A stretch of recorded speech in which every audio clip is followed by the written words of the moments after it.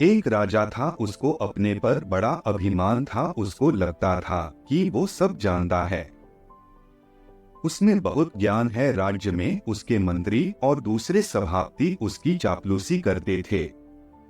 राजा ने कई ज्ञानियों से ज्ञान ले लिया था।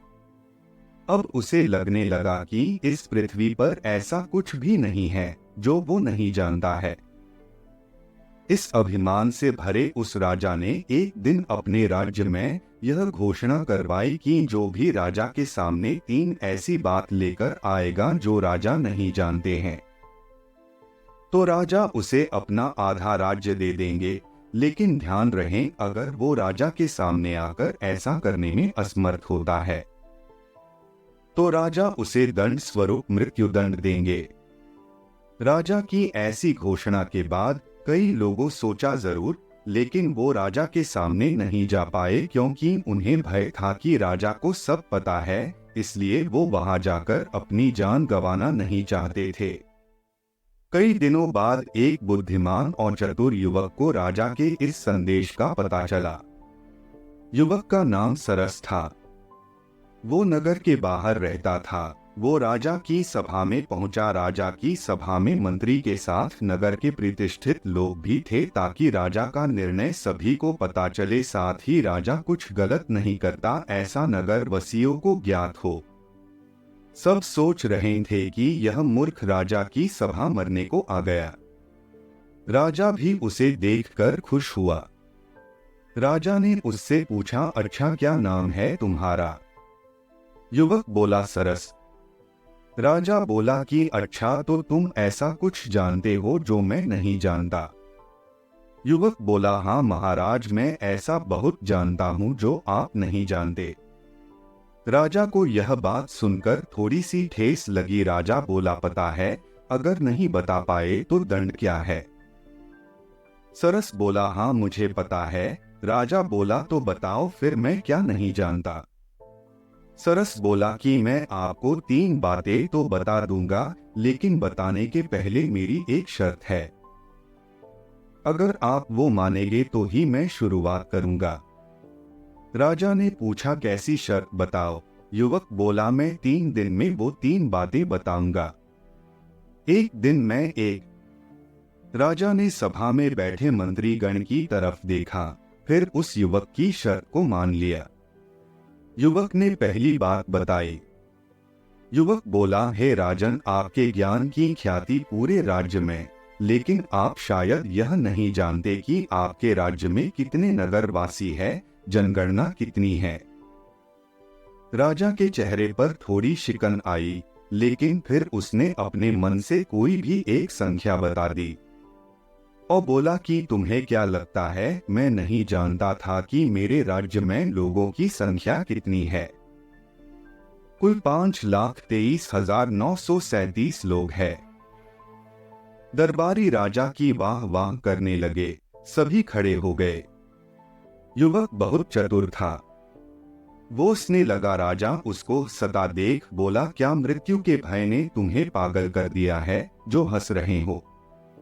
युवक बोला, नहीं, मेरी मृत्यु आज तो नहीं है, क्योंकि आपका जवाब गलत है। अभी यहाँ आने के पहले पास के गांव के बुजुर्ग मनोहर काका का स्वर्गवास हो गया था और पास के गांव में ही आज 3 नवजात शिशु का भी जन्म हुआ है। क्या नवजात आपके राज्य में नहीं आते महाराज? सभा में थोड़ा शोर हुआ। एक मंत्री बोला, तुम चतुराई कर रहे हो।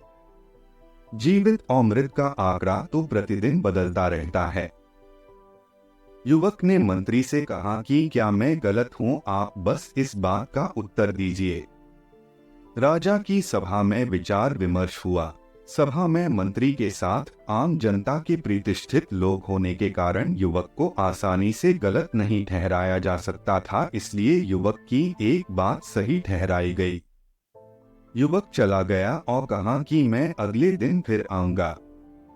राजा को थोड़ी चिंता होने लगी। उसने कहा कि इस युवक पर नजर रखी जाए, साथ ही ऐसे आंकड़े संबंधित जानकारी रात में संशोधन करके मुझे बताई जाए।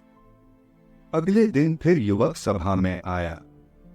उसके चेहरे पर आत्मविश्वास देखकर राजा को थोड़ी घबराहट हुई कि अब यह क्या पूछेगा। युवक खड़ा हुआ और मुस्कुराते हुए बोला, हे राजन, आपने सभी प्रकार का ज्ञान अर्जित किया है, मैं जानता हूँ। लेकिन कभी कभी मनुष्य दूर का देखने में अपनी पास की वस्तुओं का महत्व नहीं जान पाता। राजा बोला, बताओ भी, मैं क्या नहीं जानता। युवक बोला, आप इस विशाल राज सिंहासन पर विराजमान हैं। क्या आप जानते हैं इस सिंहासन को किसने बनवाया था? राजा बोला, हाँ, यह हमारे दादाजी बनवाया था, फिर इस पर हमारे पिताजी बैठे और उनके बाद हम और हमारे बाद हमारा उत्तराधिकारी। यह तो हमें पता है। सभा में बैठे मंत्री सभी प्रसन्न हो गए। युवक बोला, मुझे पता है, यह आपको पता है, लेकिन मैं आपको जो बताना चाहता हूँ वो आपको नहीं पता। इस सिंहासन के 4 पैर ना होकर 5 पैर क्यों है? बीच में एक मोटा पैर क्यों रखा गया है? राजा बोला, यह मजबूती प्रदान करने के लिए होगा। युवक बोला, होगा या है? राजा के चेहरे पर हवाइयां उड़ गई। बोला, यह मजबूती के लिए ही है। तुम अब ज्यादा चतुराई दिखा रहे हो।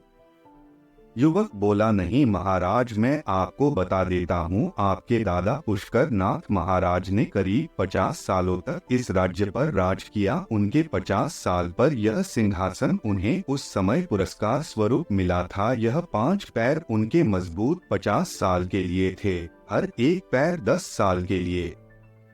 राजा अपने सभापतियों की तरफ गुस्से से देखता है कि उन्होंने यह बात उसे क्यों नहीं बताई। राजा उस युवक को बोलता है, तुम्हारे पास इसका क्या प्रमाण है? तुम अभी तो युवक हो, इतनी पुरानी बात तुम्हें कैसे पता है? वो युवक बोला, इस प्रश्न का उत्तर आपको मेरी तीसरी बात में पता चल जाएगा, जो आप नहीं जानते। अभी मैं चलता हूँ। राजा अपने मंत्रियों से बोलता है, आज रात्रि में मुझे इस युवक की पूरी जानकारी चाहिए। कल किसी भी कीमत पर यह ऐसा कुछ नहीं बताए जो मुझे ज्ञात ना हो। मैं अपना आधा राज्य नहीं खो सकता। अगले दिन वो युवक फिर राजसभा में आता है। राजा उसको देखकर बोलता है, आओ, मुझे पता चल गया कि तुम कल सच बोल रहे थे, क्योंकि यह सिंहासन तुम्हारे दादा ने बनाया था और मेरे दादा को दिया था, इसलिए तुम यह जानते थे। लेकिन अब तुम्हारे पास ऐसा कुछ नहीं जो मैं नहीं जानता। तुम्हें अब दंड मिलना तय है, क्योंकि हम राजा अपने कहे वचन को नहीं टाल सकते, इसलिए तुम्हें दंड तो मिलकर ही रहेगा। युवक मुस्कुराते हुए बोला कि आपके मुंह से यह बात अच्छी नहीं लगती महाराज, क्योंकि आप उसी परिवार से जो अपने वचन से मुकर जाते हैं। राजसभा में शोर मच गया। राजा गुस्से से चिल्लाकर बोला, तुम्हारी इतनी हिम्मत, तुम हमारे परिवार के लिए ऐसे शब्द का प्रयोग कर रहे हो? कौन सी बात से मुकरा हमारा परिवार? युवक बोला, अच्छा, आपको नहीं पता, मुझे लगा कि आपने सब पता लगा लिया, तो शायद वो भी पता लगा लिया होगा। राजा बोला, क्या? युवक बोला, जब मेरे दादाजी यह पुरस्कार आपके दादा को दिया था, तब उन्होंने प्रसन्न होकर उन्हें 200 एकड़ जमीन और 500 सोने की मुद्रा भेंट देने की घोषणा की थी। लेकिन उसके कुछ दिन बाद ही आपके दादाजी का स्वर्गवास हो गया था।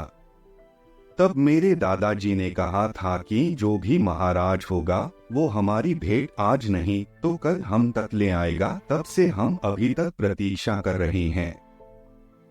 प्रतीक्षा में पहले मेरे दादाजी गए, फिर मेरे पिता। आपने यह घोषणा करवाई तो मुझे लगा कि यह सही अवसर है आपको यह भी बताने का। ऐसे तो आपको सब ज्ञात है।